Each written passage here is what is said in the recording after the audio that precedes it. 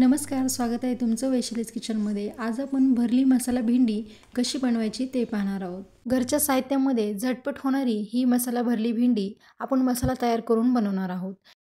ही भरली मसाला भेंडी कमी तेलात कमी मसाल्यामध्ये सोबत चिकट होऊ नये त्यासाठी काही खास टिप्स दिलेल्या आहे। व्हिडिओ शेवटपर्यंत पहा। चला तर मग रेसिपी सुरू करू। रेसिपी पाहण्या अगोदर व्हिडिओला लाईक आणि चॅनलला सबस्क्राइब करा। चमचमीत भरली मसाला भेंडी करण्यासाठी इथे मी पाव किलो भेंड्या स्वच्छ धुवून सुती कपड्याने पुसून घेतले आहे। भेंडी कट करण्याची एक खास पद्धत आहे। देठाकडचा आणि टोकाकडचा भाग अगोदर कट करायचा। मीडियम साईजची भेंडी असेल तर फक्त देठ आणि टोक कट करायचं, मध्यभागापासून काप लावून घ्यायचा।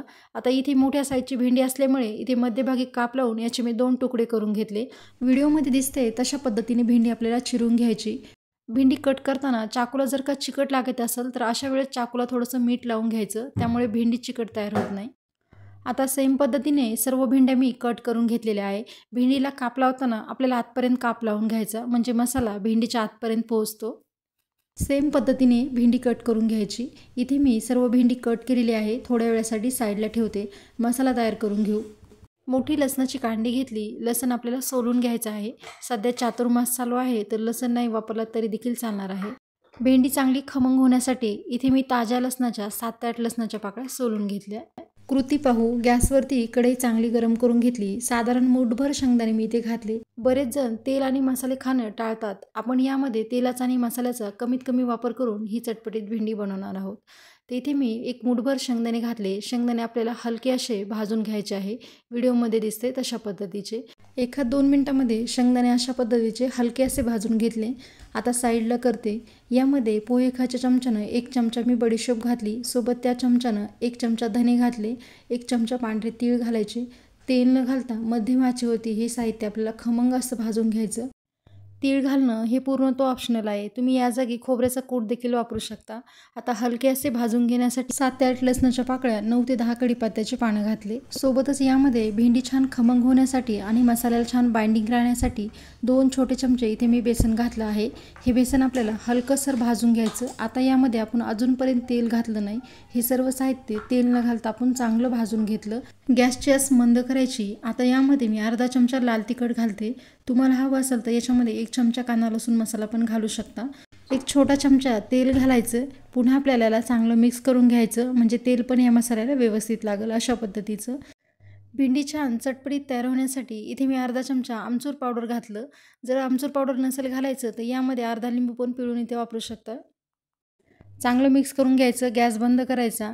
हा छान खमंग भाजलेला मसाला थंड होण्यासाठी एखाद्या ताटामध्ये काढून घ्यायचा। मसाला चांगला गार करून घेतला। आता हे छान खरपूस भाजलेलं साहित्य मिक्सरच्या छोट्या जारमध्ये घालायचं। पाणी न घालता आपल्याला सुका मसाला तयार करून घ्यायचा।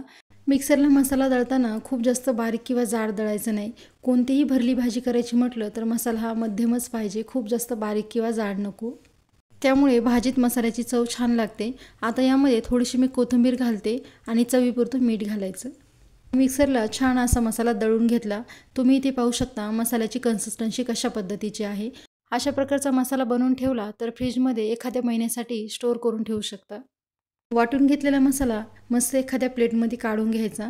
आता पुन्हा याच्यावरती मी थोडीशी कोथिंबीर घालते, चांगलं मिक्स करून घेते। आता आपल्याला लगेच भेंडीमध्ये मसाला भरून घ्यायचा। मस्त खमंग मसाला आपला तयार झालेला आहे। आता आपण लगेचच भेंडीच्या कापामध्ये हा मसाला भरून घेणार आहोत। व्हिडिओमध्ये दिसते सेम पद्धतीमध्ये भरपूर मसाला घालून ही भेंडी आपल्याला भरून घ्यायची आहे। भरपूर मसाला घातल्यामुळे भेंडी छान चविष्ट तयार होते, तर अशा पद्धतीचा मसाला भरून घ्यायचा। सारख्याच पद्धतीमध्ये संपूर्ण भेंडीमध्ये मी मसाला भरून घेतला। लगेचच आपण फोडणी तयार करून घेणार। गॅसवरती कढई गरम करून घेतली। 1 मोठा चमचा तेल घातलं, अर्धा चमचा मोहरी घातली। मोहरी छान फुलू द्यायची। मोहरी चांगली फुलली। भेंडी मला थोडीशी तिखट हवी आहे, त्याच्यामुळे इथे मी अर्धा चमचा लाल तिखट घालते। फोडणी चांगली तयार झाली। मोहरी आणि लाल तिखटाचा मस्त खमंग वास येत आहे। आता यामध्ये लगेचच आपल्याला भेंड्या घालून घ्यायच्या। हे भेंड्या आपल्याला तेलावरती चांगला 1-2 मिनिटं परतून घ्यायच्या, म्हणजे भेंड्याचा चांगला रंग बदलू द्यायचा, तोपर्यंत आपल्याला तेलावरती चांगल्या परतून घ्यायच्या। 1-2-3 मिनिटं हाय फ्लेमवरती भेंड्या मी चांगल्या परतून घेतल्या। आता यामध्ये मी पाव चमचा हळद घालते। आपण हळद सुरुवातीला पण घातली नव्हती, हळद जळू नये त्यासाठी इथे मी शेवटी हळद घालते। सोबतच आपल्याला चवीपुरतं मीठ घालायचे, चांगलं मिक्स करून घ्यायचं। भरली भेंडी तयार करून जर शिल्लक मसाला उरला असेल तर या स्टेजला तुम्ही याच्यामध्ये मसाला पण घालू शकता। 4-5 मिनटं भेंडी चांगली तेलावर परतल्याच्यानंतर याला हलके असे डाग पडलेले आहे. आता थोडासा पाण्याचा शिपका घालायचा, चांगलं मिक्स करायचं, गॅसची आच मंद करायची, झाकण ठेवायचं. एक 5 ते 6 मिनिटासाठी भेंडी चांगली आपल्याला वाफवून घ्यायची. एक 5-6 मिनिटानंतर भेंडी चांगली वाफवून घेतली मी आणि पुन्हा एकदा चांगलं मिक्स करून घेते. भेंडी चांगली शिजली का हे चेक करून घ्यायचं. इथे तुम्ही पाहू शकता भेंडी मस्त शिजली. पुन्हा याला चांगलं मिक्स करून घेते. जर का भेंडी शिजली नसेल तर थोडासा पाण्याचा शिपका मारून झाकण ठेवून पुन्हा आपल्याला 1 मिनिट भेंडी शिजून घ्यायची. मस्त भरली भेंडीवरती थोडीशी कोथिंबीर घालायची आणि मिक्स करायचे. गरमागरम ही भेंडी तुम्ही पोळीसोबत भाकरीसोबत सर्व करू शकता. झटपट आणि चटपट होणारी भरली भेंडी आवडली असेल तर व्हिडिओला लाईक आणि चॅनलला सबस्क्राईब करा. भेटूया पुन्हा अशाच एका नवीन रेसिपीसोबत. तोपर्यंत धन्यवाद.